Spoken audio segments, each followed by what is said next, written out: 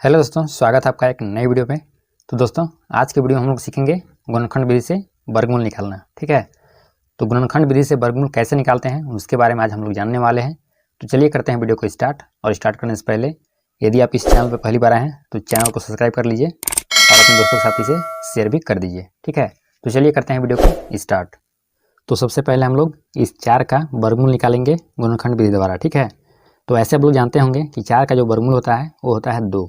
तो चलिए हम लोग इसे अब गुणनखंड विधि द्वारा निकाल करके देख लेते हैं कि 2 आता है या नहीं। ठीक है, तो गुणनखंड विधि से वर्गमूल निकालने के लिए सबसे पहले आपको इस तरह से लाइन जो है वो ड्रॉ करना होगा।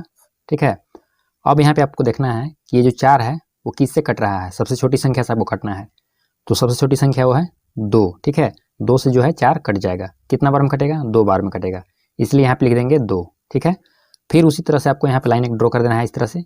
अब इस 2 को देखना है कि किससे कटेगा, तो ये कटेगा 2 से। कितना बार में? 1 बार में। ठीक है, जब तक यहाँ पे 1 नहीं आता है तब तक हमें इसे काटते रहना है इसी तरह से। ठीक है, अब इस ये जो 2 है यहाँ पे, ठीक है, इससे हम लोग यहाँ पे लिख लेंगे मल्टीप्लाई में 2। ठीक है, अब यहाँ पे पेयर ढूंढना है, तो पेयर, तो 2 का पेयर कितना है? 1 है सिर्फ। ठीक है, यानी कि एक ही पेयर बन रहा है 2 का, तो कितना हो जाएगा? 2। तो ये हो गया इसका वर्गमूल। ठीक है, तो आई होप कि इस 4 का वर्गमूल जो है गुणनखंड विधि द्वारा आप निकालना सीख गए होंगे। चलिए हम लोग देखते हैं अब नेक्स्ट क्वेश्चन। तो नेक्स्ट यहाँ पे है 16। ठीक है, तो इस 16 का वर्गमूल हम लोग गुणनखंड विधि द्वारा निकालने का प्रयास करेंगे। तो यहाँ पे देखिए इस तरह से आपको कर लेना है। ठीक है, और यहाँ से ऐसे आपको कर देना है। अब इस 16 को देखना है कि सबसे छोटी वैसी कौन सी संख्या है जो 16 को डिवाइड कर दे, यानी कि काट दे। तो 1 नहीं लेना है, क्योंकि 1 से भाग देंगे तो फिर से 16 आ जाएगा। ठीक है, इसलिए हम लोग यहाँ पे 2 लेते हैं। 2 से कैसे कटा, मतलब कैसे पता चला कि यह 2 से कटेगा? तो यहाँ पे इकाई अंक जो है ये वाला, ठीक है, ये है सम संख्या। 0 या सम संख्या हो तो वह संख्या 2 से कट जाता है। तो चलिए इसे हम लोग 2 से भाग देते हैं इसमें 16 में, तो कितना बार में कटेगा? 8 बार में। ठीक है, उसी प्रकार से फिर 8 में डिवाइड करना है, तो 8 जो है किससे कटेगा? 2 से कटेगा। कितना बार में कटेगा? तो 4 बार में कटेगा। तब तक भाग देना है जब तक कि यहाँ पे 1 ना आ जाए। ठीक है, फिर इस 4 को काटना है, तो 4 किससे कटेगा? 2 से। कितना बार में? 2 बार में। फिर यहाँ पे आपको इस 2 को देखना है किससे कटेगा, तो 2 से कटेगा। कितना बार में? 1 बार में। अब यहाँ पे आप देख सकते हैं 1 आ चुका है, तो जो ये वाला टर्म है, ठीक है, इसे हम लोग मल्टीप्लाई में यहाँ पे लिख लेते हैं। तो 2 गुना 2 गुना 2 गुना 2। ठीक है, अब यहाँ पे आपको पेयर ढूंढना है, तो 2 का पेयर यहाँ पे 1 2 बाहर आ जाएगा। जैसे ही पेयर मिलता है उसमें हम लोग उसका 1 बाहर लिख देते हैं। ठीक है, तो यहाँ पर भी जो है 2 का पेयर बना, इसलिए 2 1 बाहर हो जाएगा। यहाँ पे 2 का पेयर बना, 2 बाहर। यहाँ पे 2 का पेयर बना, 2 बाहर। ठीक है, अब इसका मल्टीप्लाई कर देते हैं, ये वाला जो नीचे आया है टर्म, ठीक है, इसका मल्टीप्लाई करते हैं। तो 2 दूना कितना हो जाएगा? 4। ठीक है, तो 4 इसका क्या आ गया? वर्गमूल, यानी कि आंसर आ गया। ठीक है, तो आई होप कि 16 का गुणनखंड विधि द्वारा वर्गमूल निकालना आप सीख गए होंगे। अब चलिए हम लोग 36 का गुणनखंड विधि द्वारा वर्गमूल निकालना जानते हैं। तो इसमें भी उसी तरह से इस तरह से लाइन ड्रॉ कर लेना है। ठीक है, और इस 36 को देखना है यह किससे कटेगा। तो यहाँ पे आप देख सकते हैं इकाई अंक जो है वो सम संख्या है, तो निश्चित रूप से 2 से यह कट जाएगा। तो 2 से भाग देंगे इसमें, तो कितना बार में जाएगा? तो भाग देने का तरीका भी है यहाँ पे। तो 2 से पहले भाग देंगे 3 में, तो कितना बार में कटेगा? तो 2 एकम 2, यानी कि 1 बार में। अब इसमें बचा कितना? 1 बचा, तो जो 1 बचा वो यहाँ पे डायरेक्ट आकर के लग जाएगा, तो इसे बना देगा कितना? 16। तो 2 8 कितना हो जाएगा?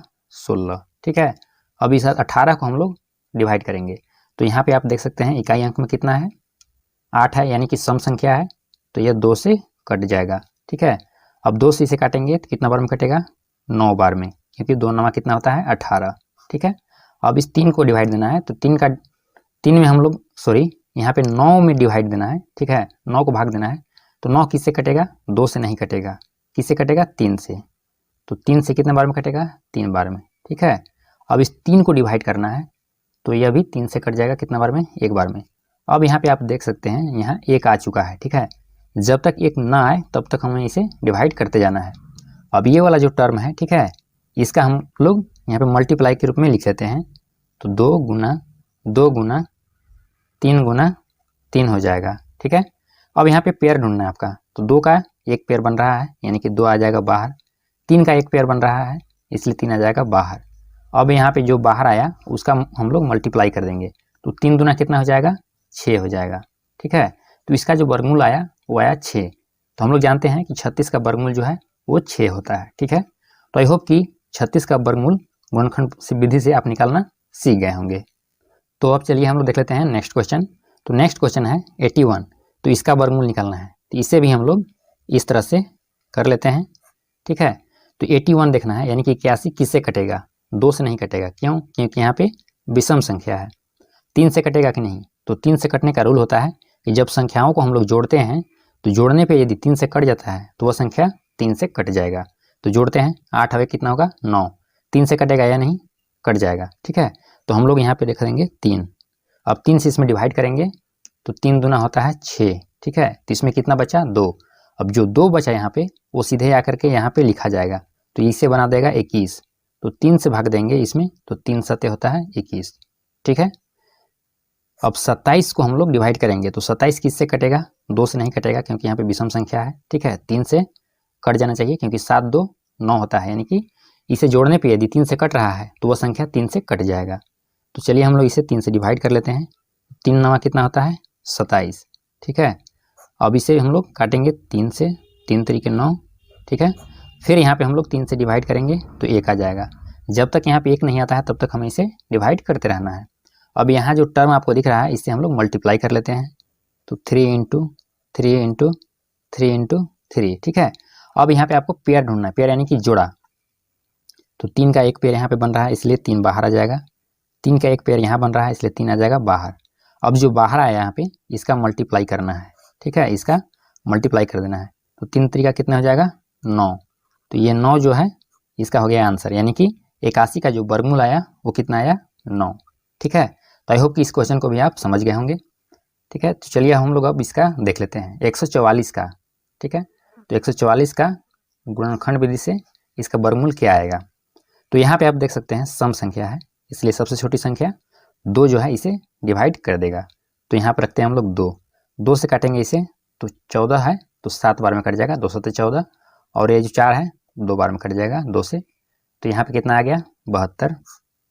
अब 72 को डिवाइड करना है तो कितना से कटेगा, 2 से। क्यों, क्योंकि यहाँ पे सम संख्या है तो 2 से कट जाएगा। अब इसमें भाग देंगे 7 में, तो 2 तिहाई 6, यानी कि बचा 1। जो 1 बचा तो यहाँ पे आकर के इसे 12 बना देगा। तो 2 से काटेंगे तो 2 छक्का हो जाएगा 12। ठीक है, अब 36 को काटेंगे हम लोग, तो यहाँ पे देखिए आप 6 जो है सम संख्या है तो ये भी 2 से कट जाएगा। कितना बार में कटेगा, तो 2 1 कम हो जाएगा 2, और 1 जो बचा वो इसे 16 बना देगा, तो 2 8 हो जाएगा 16। ठीक है, अब ये फिर 2 से कटेगा क्योंकि यहाँ पे सम संख्या है। 2 से काटेंगे कितना बार में कटेगा, 9 बार में। अब इस 9 को हम लोग 3 से डिवाइड करेंगे क्योंकि 2 से तो कटेगा नहीं, 3 से डिवाइड करेंगे 3 बार में, और फिर इसे 3 से डिवाइड कर देंगे तो 1 बार में कट जाएगा। ठीक है, अब इसे जो है हम लोग मल्टीप्लाई के रूप में इधर लिख लेते हैं, तो 2 इंटू 2 इंटू 2 इंटू 2 इंटू 3, अब यहाँ पे हो जाएगा 3। ठीक है, अब यहाँ पे पेयर ढूंढना है, तो 2 का एक पेयर यानी कि 2 बाहर, 2 का यहाँ भी पेयर यानी कि 2 बाहर होगा, और 3 का यहाँ पेयर यानी कि 3 बाहर होगा। अब इसे हम लोग जो बाहर आया उसे हम लोग मल्टीप्लाई कर लेते हैं। ठीक है, तो इसका मल्टीप्लाई करेंगे तो कितना आ जाएगा, 2 दूना 4, और 4 तिया कितना हो गया, 12।